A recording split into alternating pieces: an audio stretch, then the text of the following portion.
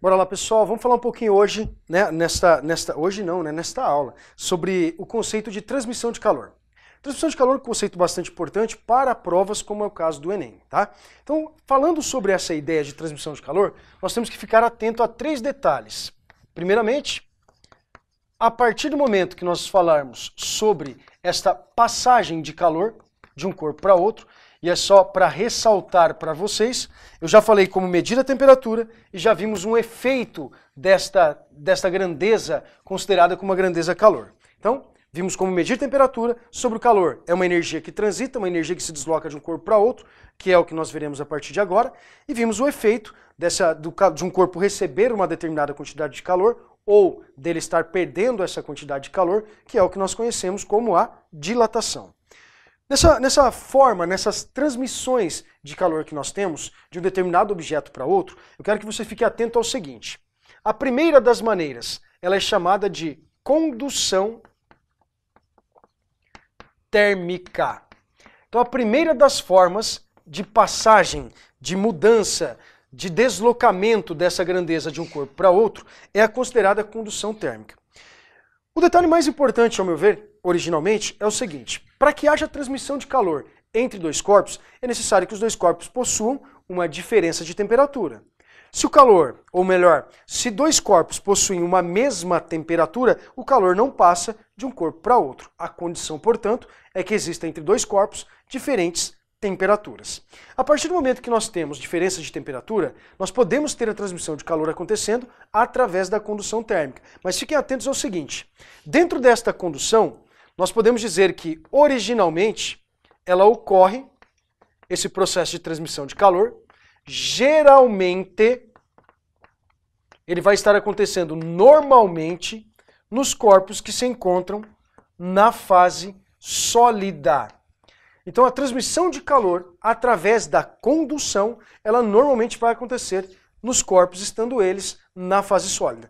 Neto, se eu tenho o corpo na fase sólida, pode acontecer no vácuo? Claro que não, eu tenho um corpo na fase sólida. Então esse processo de transmissão de energia, é importante que você observe que é necessário para que isto aconteça, que nós tenhamos meio material. Então não ocorre no vácuo. Esse tipo de transmissão de calor, ela não ocorre se você tiver ausência de matéria. Já me perguntaram, durante todos esses anos que eu já tenho de sala de aula, o seguinte, Neto, mas e se eu pegar uma barra maciça de ferro, por exemplo, e levo para o espaço? Lá nessa região de vácuo, não é possível que ela receba calor do sol? Claro que sim, por radiação térmica. Ela não pode estar aquecendo a barra? Sim. Isso é vácuo? Não. Então nós temos a condução acontecendo mesmo para uma barra disposta no vácuo, uma barra de ferro colocada lá no vácuo, tá certo? Se ela recebe o calor do sol, ela pode elevar a sua temperatura? Sim. Mas aí você tem um meio sólido. Então se eu tenho um meio sólido, eu posso ter a condução. Agora o vácuo vai ter aquecimento ou transmissão de energia dessa maneira? Em hipótese alguma. Beleza? Bom, se isso aqui não ocorre, portanto, no vácuo, essa transmissão de energia de um corpo para outro, ela vai estar acontecendo de que maneira, de que forma? Ela vai ocorrer com a passagem do calor de molécula para molécula. Ela vai estar acontecendo de partícula para partícula. É assim que nós temos a transmissão de energia através da condução térmica. Fiquem atentos ao seguinte. Então, para esse processo estar acontecendo, normalmente sólido, eu tenho que ter diferença de temperatura, não ocorre no vácuo, logo é necessário que eu tenha a presença de meio material e, consequentemente, não há deslocamento das partículas dentro deste meio. As partículas podem aumentar a sua vibração, podem migrar de um ponto para outro, mas não podem se deslocar de uma região para outra. Então nós temos as partículas simplesmente aumentando a sua agitação, aumentando a vibração, mas elas permanecem originalmente estáticas, tá bom? Bom, quanto de calor passa de um corpo para outro? Para a gente analisar a quantidade de energia que vai estar passando de uma região para outra, nós dependemos do conceito de fluxo de calor, do fluxo de energia. Por exemplo, quando você pega uma parede, onde nós tenhamos aqui duas regiões bastante distintas, né? Imagina assim, uma região onde a temperatura, por exemplo, aqui, ó, vou chamar de temperatura A e aqui uma temperatura B, que nós tenhamos diferenças de temperaturas entre essas duas regiões. É possível que o calor flua se eu considerar que a temperatura de A ela é maior que a temperatura de B? É possível que eu tenha a passagem de calor desta região A para a região B? Com certeza absoluta. Eu posso ter esse fluxo de calor passando desta região A para esta região B. Mas para que haja essa passagem de calor, então mais uma vez, é necessário que eu tenha uma diferença de temperatura. E se eu vou medir o fluxo de calor através de um material como esse, pode ser ele uma parede, pode ser ele a sua pele, né? Dependendo, eu estou perdendo calor para o meio externo ou estou ganhando calor do meio externo. Consequentemente, a sua roupa, ela bloqueia essa troca de calor, ela facilita essa troca de calor. Isso depende de algumas propriedades, como nós vamos ver agora na equação do fluxo. Então, pensando no fluxo de calor, pensando aqui nesse fluxo de energia, o fluxo de calor que pode estar acontecendo de um corpo para outro, também conhecida como equação de Fourier. De acordo com esta relação, desta mudança, desta passagem de energia de um corpo para outro, vamos considerar que essa passagem vai se dar da seguinte forma. O fluxo de calor ele é dado como a razão entre a quantidade de calor pelo intervalo de tempo. Ô Neto, mas isso não é uma potência térmica? Pessoal, isso efetivamente é uma potência térmica. Se isso daqui é uma potência térmica, uma potência igual eu conheço na mecânica, trabalho por tempo ou energia dividida pelo tempo, perfeito. Assim como uma potência elétrica, é a razão da energia pelo tempo.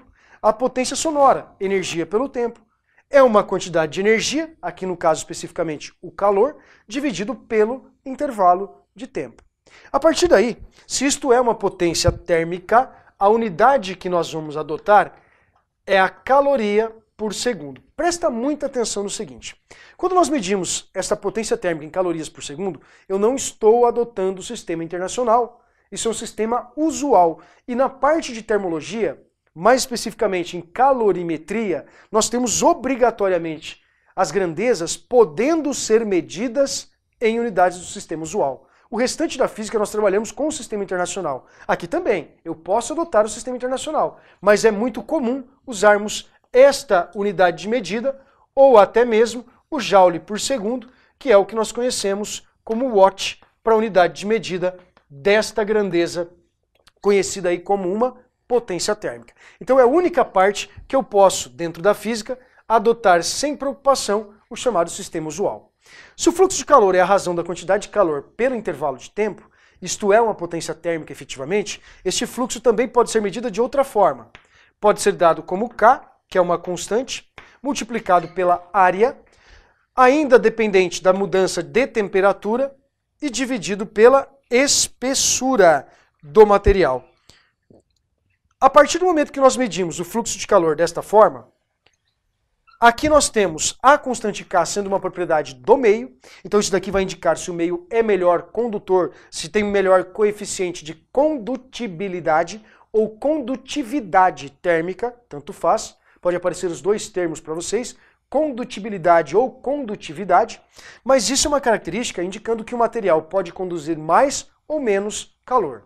É mais ou menos, para a gente fazer uma analogia, não pense que isso seja uma regra, mas dá para a gente fazer uma analogia. Materiais que conduzem bem calor são também bons condutores de eletricidade. Então um bom condutor de calor, metal, tá certo? Bons condutores de calor, os metais, porque também são bons condutores de eletricidade. Então essa constante é uma propriedade de cada meio. Então cada meio vai apresentar uma constante bastante específica. O termo A é a área. Esta área, ela influencia, por exemplo, no fato de você, às vezes, estar com a sensação de que está um pouco frio. Quando você está com essa sensação de que a temperatura está um pouco baixa, né, o que nós comumente dizemos frio, é muito comum, se você não tiver roupas adequadas naquele momento, que você comece a se encolher. O fato de você começar a cruzar os seus braços e começar a se encolher, você diminui a área de exposição. Se eu diminuo a área de exposição, consequentemente eu reduzo o fluxo. Eu passo a perder menos calor. Você tem uma sensação térmica mais agradável. E isso é natural, mesmo sem o conhecimento físico prévio, talvez, mas você sabe que se você fizer isso, você começa a perder menos calor e a sensação é mais agradável. Isso também depende da mudança de temperatura e, claro, da espessura. Quanto maior for a espessura, menor é o fluxo de calor. a única grandeza inversa é esta espessura. Então paredes mais grossas trocam menos calor? Sim. Quando está muito frio, você ao invés de colocar uma blusa, você pode colocar 2, 3 ou blusas mais grossas. Em dias muito frios, você ao invés de usar uma coberta, você pode usar 2, 3. Isto indica aumento de espessura, menor perda de calor para o meio externo. Ô Neto, mas a coberta não vai produzir um aquecimento? Não, ela vai dificultar essa perda de energia, essa redução da potência térmica. Beleza? Então essa é a primeira das formas de transmissão de calor. A segunda, a partir de agora. Vamos falar então agora sobre a segunda, que é a que normalmente você vai ser questionado, conhecido como convecção térmica. Então agora nós vamos falar sobre a convecção térmica. Essa convecção, ela vai te dar pano para manga, hein? Isso aqui vai ter coisa pra caramba para vocês observarem. De fato, é o assunto, ou é, vamos colocar assim, dentro das formas de transmissão de calor, o que dá mais margem para você ficar imaginando ou aplicando, né, situações muito mais aplicáveis. Nós estamos falando primeiramente dessa transmissão de calor acontecendo nos fluidos ou fluidos. Bom, se ela ocorre nos fluidos ou fluidos, ocorre, portanto, em materiais considerados como líquidos ou gases. Então isso daqui vai ser considerado como a transmissão de calor que acontece tanto nos líquidos, como também pode estar acontecendo nos tais gases. É aí que nós temos essa transmissão de energia, Além de acontecer nesse tipo de material, assim como na condução, percebam que ela também não ocorre no vácuo. Neto, essa forma de transmissão de energia, portanto, não ocorre com ausência de matéria. Também não. Então também é preciso ter meio material. Também é necessário que se tenha meio material. Além de não ocorrer no vácuo, nós vamos ter essa forma de transmissão de energia acontecendo devido a uma diferença de densidade. Se eu passo a ter uma diferença de densidade entre algumas regiões, entre dois pontos, nós vamos ter também a formação do que nós consideramos como correntes, ou até mesmo na geografia, chamadas de células de convecção. Correntes de convecção também podem aparecer como células de convecção. Neto, a grande diferença desses dois, primeiramente, lá eu não tinha deslocamento de matéria, aqui eu tenho. Aqui nós passamos a ter o movimento desse meio material. Bom, se há esse movimento, portanto, se passa a ocorrer esse deslocamento, isso vai se dar por quê? Vamos lembrar de um conceito de hidrostática bastante básico. Quando nós pensamos no conceito da densidade, a densidade é a razão da massa do material pelo seu volume. Mais uma vez, materiais que apresentam maior volume são materiais obrigatoriamente menos densos. Material de alto volume é um material de baixa densidade. Comparem o seguinte, quando nós fazemos uma mistura, ou se houver a possibilidade de uma mistura entre água e óleo, vamos supor que você fritou lá um pedaço de alguma coisa numa frigideira, sobrou um restinho de óleo, né? E você coloca água sobre esta frigideira. Note que o óleo vai ficar em cima. Quando você mistura água com óleo, o óleo sempre fica em cima. Por quê? Porque ele é menos denso. Não confundam densidade com viscosidade. O óleo é mais viscoso, mas é menos denso. Por isso que o óleo fica em cima. Na mistura, envolvendo obrigatoriamente água e óleo. O material mais denso sempre fica embaixo. Perfeito. O gelo é menos denso do que a água, porque ele possui uma dilatação anômala. Se o gelo possui a dilatação anômala, ele torna-se menos denso, portanto fica sobre a água. Se você pegar um pedaço de madeira que está flutuando na água, é menos denso do que a água. Um navio flutuando na água, ele é menos denso do que a água. Então, se os materiais têm essa capacidade de apresentar uma redução nesta sua densidade, o material menos denso sempre fica em cima. O material mais denso sempre fica embaixo. Ok? Partindo daí, eu posso mostrar e provar para vocês alguns conceitos tratando dessa ideia da densidade. Ou melhor, da convecção térmica. Por exemplo, uma das melhores aplicações que nós temos para entender esse conceito das correntes de convecção são as geladeiras.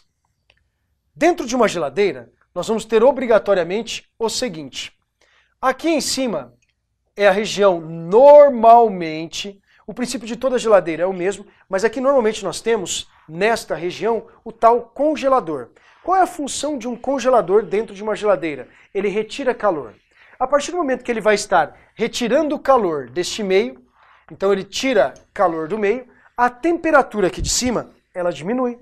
Se esse material aqui em cima passa a ter uma queda na sua temperatura, a sua substância envolvida, no caso, esse gás, que é, por exemplo, o ar do interior da geladeira, ele passa a sofrer queda nas suas dimensões e, consequentemente, a sua densidade aumenta. Neto, o material de cima está mais denso? Sim, ele torna-se mais denso.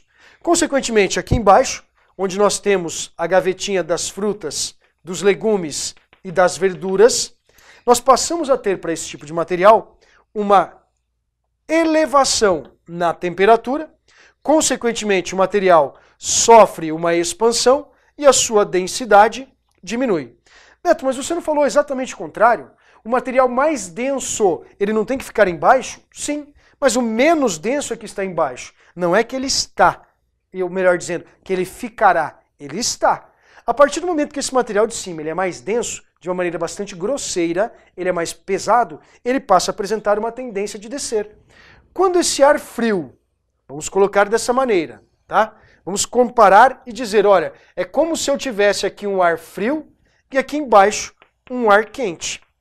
A partir do momento que eu tenho o ar frio, se ele é mais denso, a tendência é que ele desça. E o material que é menos denso, que é o ar quente, ele tem uma tendência de estar subindo.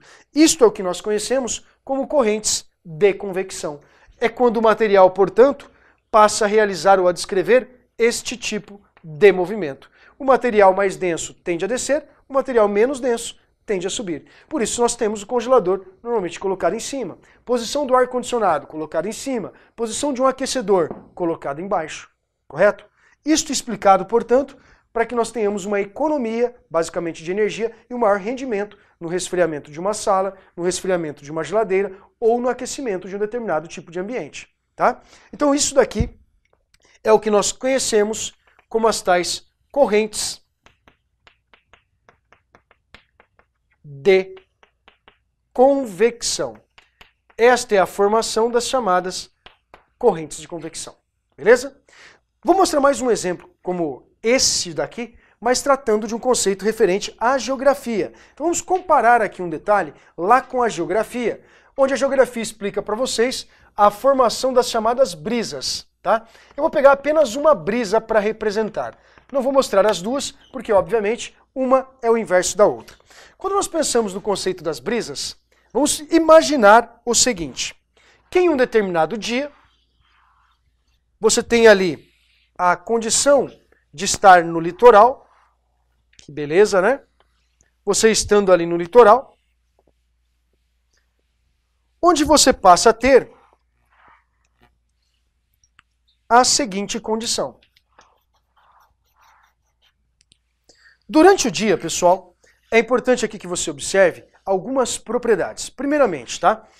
Quando nós comparamos essas duas regiões, esta região aqui, ó, colocada sobre areia, e esta região aqui, ó, colocada sobre a massa de água, em um dia em que nós estaremos recebendo calor da mesma fonte térmica, mais especificamente para nós, esta fonte térmica, claro, é o Sol. Se os dois recebem calor da mesma fonte térmica, vamos propor o seguinte.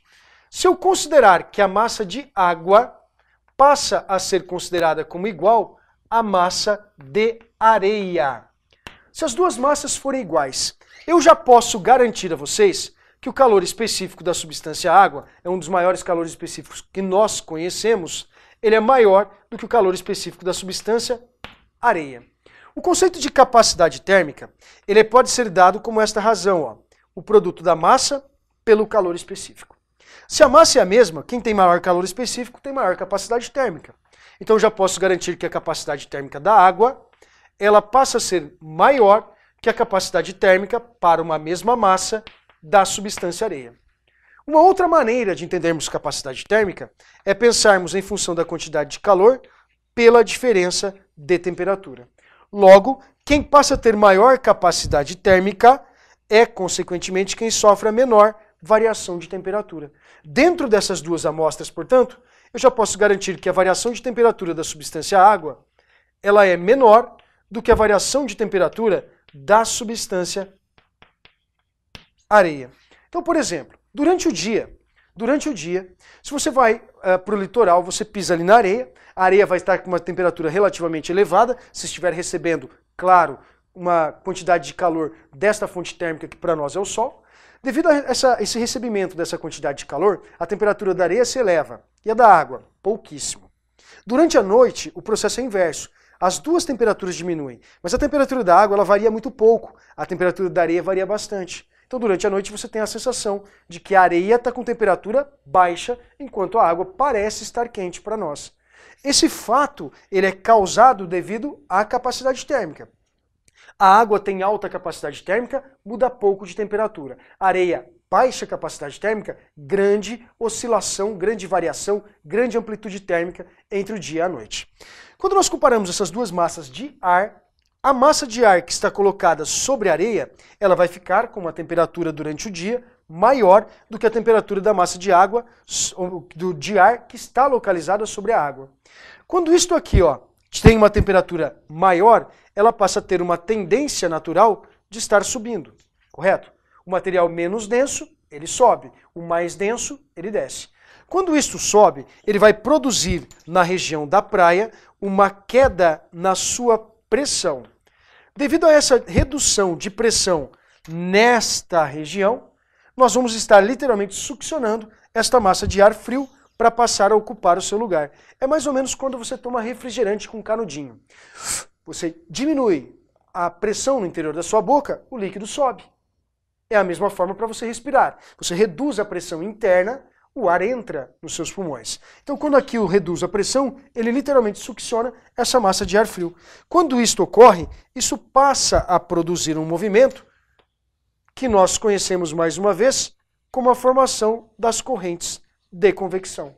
Neste caso específico, nós temos a formação de uma brisa que vem sendo soprada do mar para o continente, assim conhecida como uma brisa marítima. Ok? Passamos a ter, portanto, uma brisa marítima neste caso. Ela vem soprando da água para o continente. Ok? O terceiro e último processo de transmissão de energia, vou mostrar aqui agora para vocês, para fecharmos esta parte de transmissão de calor, conhecido assim como radiação térmica. Dentro dessa radiação térmica, é importante aqui que você observe que é o único dos três processos de transmissão de energia que pode ocorrer no vácuo. Neto, então esse processo ele tem que acontecer no vácuo? Não, ele pode ocorrer no vácuo. É o único dos três processos que pode ocorrer no vácuo. Por que ele pode estar acontecendo no vácuo? Porque ele se dá através de ondas eletromagnéticas. Então nós vamos estar falando de ondas ou radiações do tipo eletromagnéticas. Se são ondas ou se são radiações do tipo eletromagnéticas, se nós vamos ter essa propagação ocorrendo de um ponto para outro, né, ela pode vir a acontecer, é assim que nós recebemos energia, por exemplo, de uma estrela, como é o caso do Sol. Se esse processo acontece até mesmo no vácuo, não tem como bloqueá-lo, de fato. Você não consegue bloqueá-lo, mas você consegue diminuir os seus efeitos. E como é que nós diminuímos os efeitos da radiação térmica? Lembrando que todo corpo com temperatura superior a 0 Kelvin, que é o chamado zero absoluto, que nós já vimos anteriormente, qualquer corpo que tenha temperatura maior do que o zero absoluto, ele tem a capacidade ou condição de irradiar uma determinada quantidade de calor. Então ele vai, com certeza absoluta, estar irradiando uma certa quantidade de energia. A partir daqui, nós temos um equipamento que reduz os efeitos da radiação térmica. Como eu disse, não impede, mas reduz. Este elemento é chamado de tubo ou vaso de Dewar. O que é esse tubo ou vaso de Dewar? É o que nós comumente conhecemos como garrafa térmica. Então uma garrafa térmica, ela reduz os efeitos desta troca de calor. Perfeito. Ela passa a reduzir os efeitos da troca de calor. Este é o vaso ou tubo de Dewar, tá? Dewar. O pessoal às vezes fala também Devar. Enfim, dentro desse tubo ou vaso de Dewar, que é uma garrafa térmica, dentro desta garrafa térmica, eu quero que você note dois detalhes. Primeiro, nós temos paredes duplas. O fato de termos essas paredes duplas, criando entre elas uma região de vácuo, dentro desta região de vácuo, ela impede duas formas de transmissão de energia. O fato de termos as paredes duplas criando vácuo no seu interior, o vácuo ele impede, não dificulta, mas impede tanto a condução, porque eu não tenho meio sólido, como também impede a convecção, porque eu não tenho mais um meio líquido ou um meio gasoso. Então o fato de criarmos entre essas duas paredes desta garrafa térmica aqui uma região de ausência de matéria, entre essas paredes duplas cria-se vácuo, ausência de matéria, então impede condução e impede consequentemente a convecção. Porém, para dificultar essa transmissão de calor através da radiação, nós vamos espelhar essas paredes.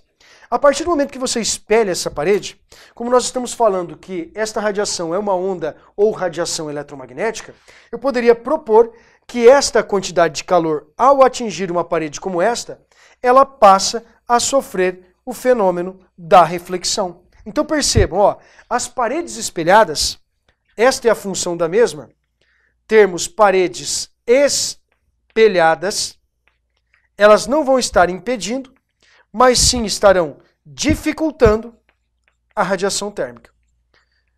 Então dificultam a radiação. Esse é o objetivo de termos paredes espelhadas em uma garrafa térmica, beleza? Então essas são as três formas de transmissão de energia. Essa daqui é uma análise um pouquinho mais complexa, mas está aqui algumas propriedades importantes só para relembrarmos, para revisarmos esse conceito de transmissão de energia. Valeu, galera!